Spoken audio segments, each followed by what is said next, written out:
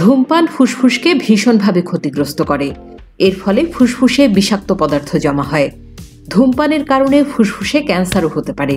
তবে সম্প্রতি একটি গবেষণায় বলা হয় কিছু বিষয় রয়েছে যা ধূমপায়ীদের ফুসফুস পরিষ্কারে সাহায্য করবে।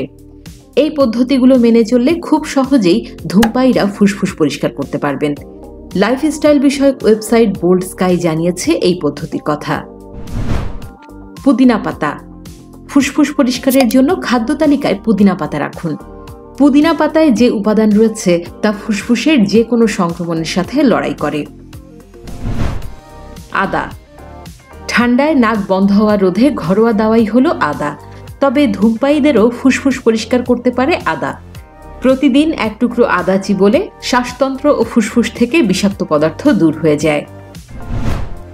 গাজরের জুস। ফুসফুসকে পরিষ্কার করতে গাজরের জুস পান বেশ সাহায্য করে। প্রতিদিন 2 বেলা এই জুস খেলে ফুসফুস পরিষ্কার থাকে।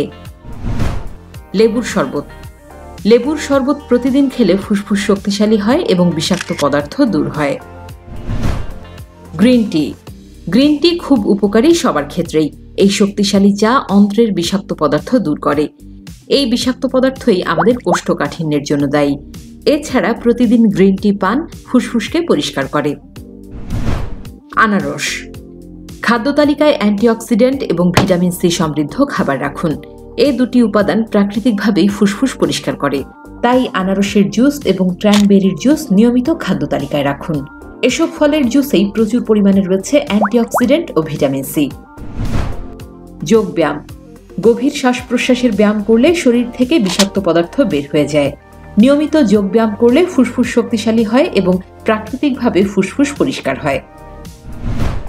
দুগ্ধ জাতীয় খাবারে না।